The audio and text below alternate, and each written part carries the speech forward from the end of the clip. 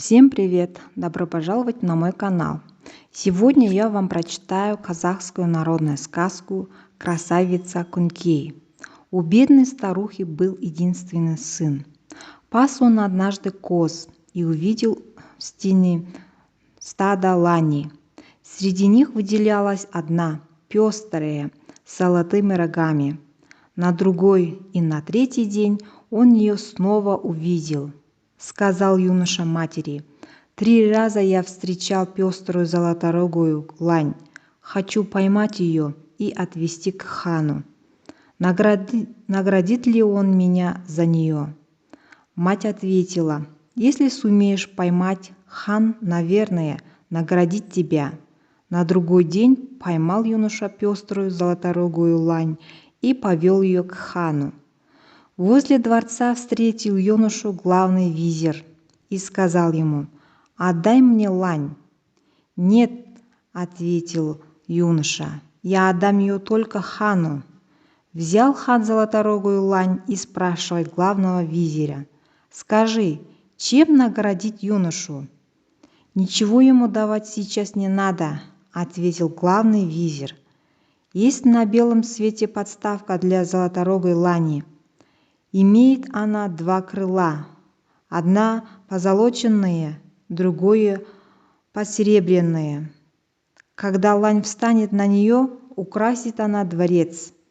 Пусть вначале юноша принесет подставку, тогда можно будет его наградить». И сказал хан юноше: «Где-то на белом свете существует для золоторогой лани подставка. Она имеет 2 крыла, одна позолоченная, другое посеребряное. Найди ее, и я тебя щедро награжу, а если не найдешь, сниму голову». Загрустил юноша. Вернулся он домой и рассказал матери про поручение хана. Мать успокоила его: «Не горюй, сынок, я сама пойду и поищу подставку для золоторогой лани».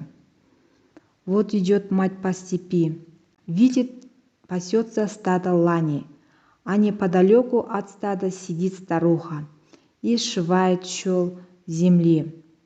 Присела мать рядом с ней и рассказала, куда и зачем идет. Выслушала старуха и говорит: «Можно твоему горю помочь. Неподалеку от Мысыра живет мастер. Только один он делает подставки для лани. Дай своему сыну 1000 дилда. Пусть он сходит к этому мастеру». Вернулась мать домой, распродала своих коз, нанялась в работницы к баю и набрала 1000 дилда. Взял юноша деньги, пошел искать мастера, живущего неподалеку от Мысыра. Нашел его и объяснил, какая требуется подставка для золоторогой лани. Мастер пообещал: «Я сделаю тебе такую подставку за 1000 дилда». Отдал юноша деньги, сделал мастер подставку, только крылья у нее были простые.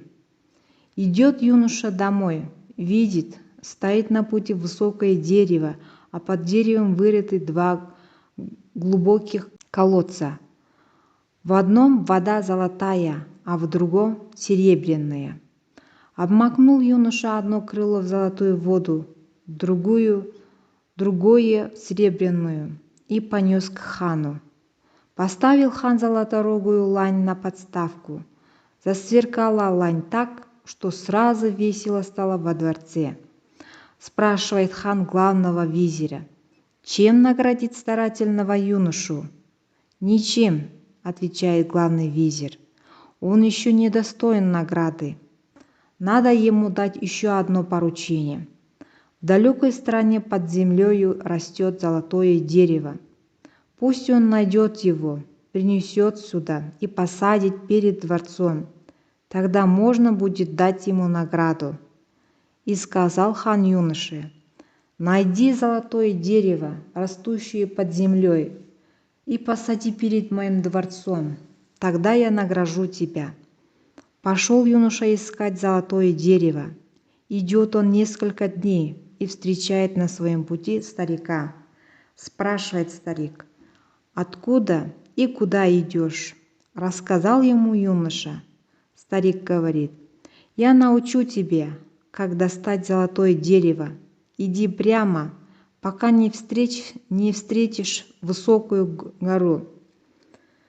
Тогда ты подойдешь к ней, увидишь бегущего с горы зайца. Иди по его следу, выбежит он к берлогу, и ты войди за ним.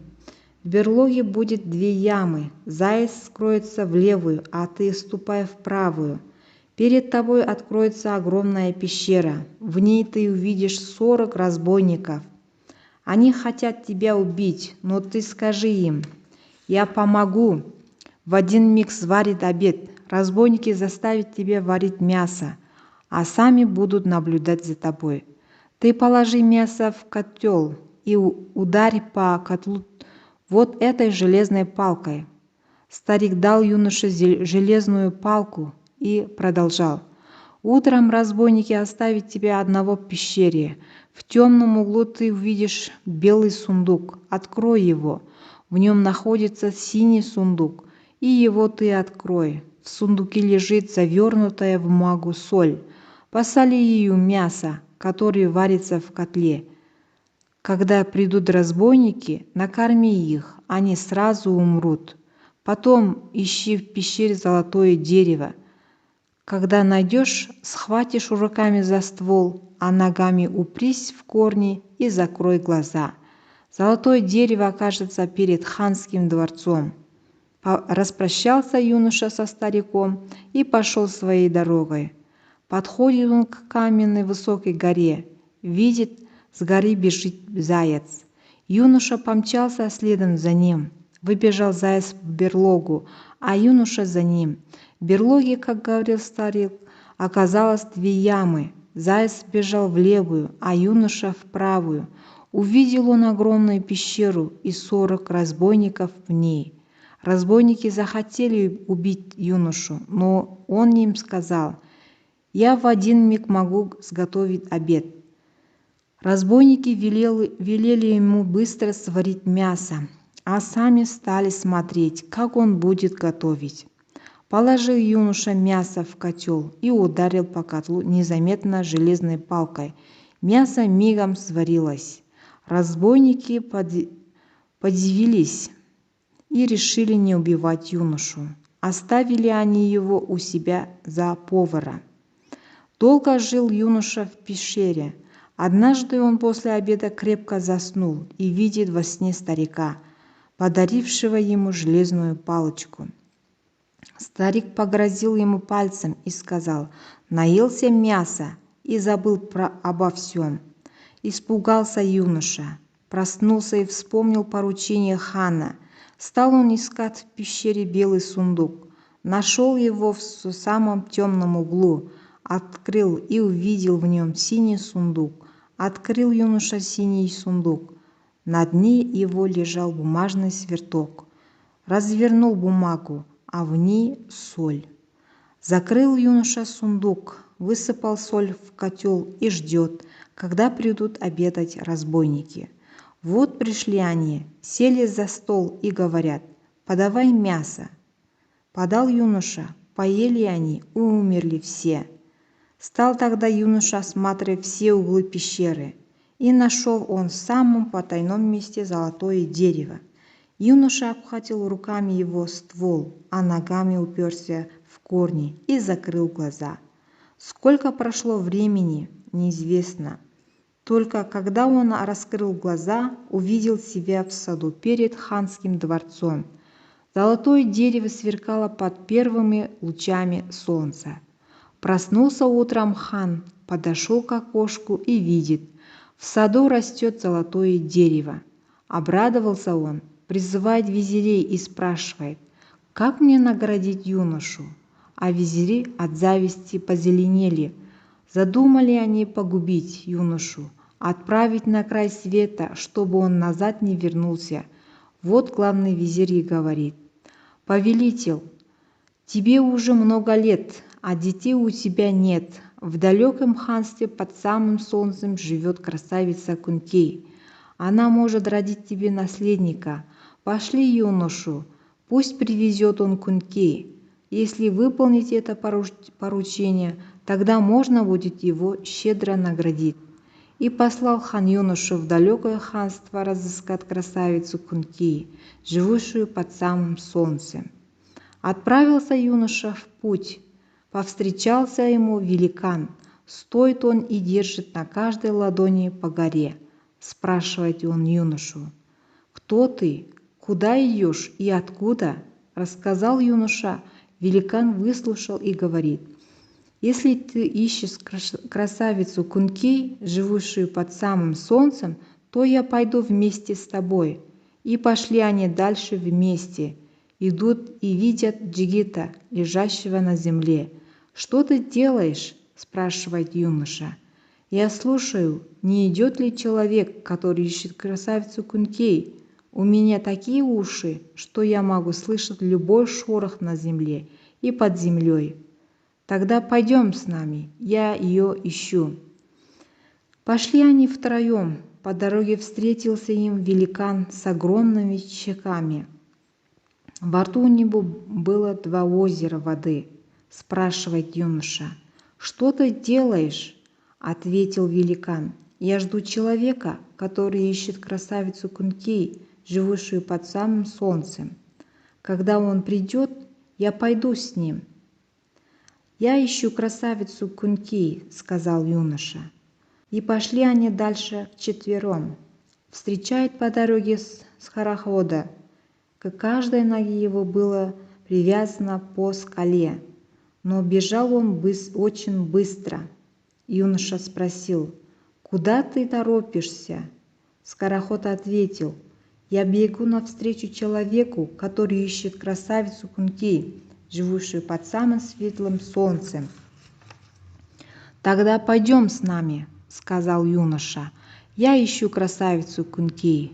Пошли они дальше пятером. Встречает по дороге крылатого муравья. Он никак не мог выбраться из ямы со своими детишками. Юноша помог ему, и муравей сказал: «Ты нас спас от смерти, я никогда этого не забуду. Если случится у тебя беда, зажги мои крылышко, я явлюсь и помогу тебе». Оторвал муравей одно крылышко и дал его юноше. И пошли друзья дальше. Красавица Кункей, жившая под самым светлым солнцем, была дочерью хана, а жил тот хан за высокими неприступными горами. Была у него огромная бурая собака. Если кто-либо шел к Кункей, желая ее похитить, собака чуяла врага за 2 дня пути и выбегала к нему навстречу. Как бы сильны и многочисленны ни были злоумышленники, никто не мог от нее уйти живым. Почуяла бурая собака приближение юноши с его товарищами. Выбежала она к ним навстречу. Видит великан облако пыли на дороге. Поднял он одну гору и сбросил в злую собаку. Так и осталась она под горой навсегда, мертвая. Пошли друзья дальше и дошли наконец до ханского дворца. Принял хан неожиданных гостей и стал их расспрашивать, откуда они и как добрались до его владений. «Мы ищем красавицу Кункей, которая живет под самым светлым солнцем», — спросил хан. «Встречалась ли вам в дороге бурая собака?» «Да, попался навстречу какой-то щенок», — сказал юноша. «Но мой друг бросил в него камешком, и он остался под ним». Удивился хан богатырской силе своих гостей. Хорошо их принял, а на другой день собрал своих подданных и устроил состязание. «Кто выйдет победителем в борьбе, — объявил хан народу, — тот получит в жены мою дочь Кункей». И выставил хан со своей стороны могущего быка-борца. Сказал юноша своему другу-богатыру великану: «Если победишь его, Кункей будет наша». Подошел батыр-великан к быку, взял его за рога и победил в 1 минуту. Но хан не сдержал своего слова. Объявил он народу: Сейчас будут устроены бега. Кто придет первым, тому отдам дочь Кунти в жены. Хан выставил колдунью-старуху, а юноша своего друга Скорохода. Начали они состязания. Колдунья взяла с собой 2 бутылки вина и напоила Скорохода. Уснул тот на полпути, а старуха побежала дальше. Говорит юноша своему другу, который мог слышать любой шорох на земле и под землей. «Послушай, кто бежит впереди?» Приложил тот ухо к земле и отвечает: «Нашего друга не слышно, бежит одна старуха». Тогда ударил юноша железной палкой по земле, докатился гуль до Скорохода и разбудил его. Смотрит он, нет старухи, помчался Скороход, догнал свою соперницу и бросил ей в лицо горсть песку. Заревела старуха и схватилась за глаза. Осталась она сидеть на месте, а Скороход прибежал первым. Опять хан не сдержал своего слова. Спрятал он свою дочь и говорит: «Кто найдет Кунти, тот будет ее мужем». Опять друг юноши навострил уши и стал прислушиваться. Слышит он, как красавица вышивает в подземном дворце. Вот она уронила иголку на пол, и звон от падения иглы достиг ушей чуткого Батыра. «Пойдем, поможем ей найти иголку», — сказал он. Направились друзья в подземный дворец. Видит хан, что дело его проиграно, и приглашает гостей в железный дворец. Здесь он их сытно накормил и уложил спать, а когда гости заснули, велел разложить вокруг дворца огромный костер. Решил сжечь Батыров. Проснулись ночью друзья, видят, дом охвачен пламенем. Растерялись они и не знают, что делать. Но тут поднялся Батыр, у которого за каждой щекой хранилось озеро воды. Мигом потушил он огонь. После этого друзья снова легли спокойно спать, а хан думал, что его гости давно сгорели. Посмотрел он утром в окошко, видит, юноша с друзьями спокойно выходит из железного дворца. Но не хочет хан сдаваться, новую хитрость придумал. Собрал он в своем ханстве 40 красавиц, одел их в одинаковую одежду и посадил всех рядом на одну скамейку. «Кто узнает среди 40 красавиц мою дочь Кунти, тот и будет ее мужем», — объявил хан. Прошел мимо красавиц юноша один раз, прошел другой, никак не может узнать, какая из них Кунти. Вспомнил он про муравьиное крылышко и жжет его. Муравей тут как тут. Приполз он к ногам Кунти и остановился. Так юноша узнал солнечную красавицу. Нечего делать хану, пришлось отдать свою дочь юному Джигиту. Взяли с собой друзья красавицу и отправились в обратный путь. Прошли они несколько дней, и первым отстал от них Скороход. Когда дошли до большого озера, остался Батыр, который за каждой щекой держал по озеру воды.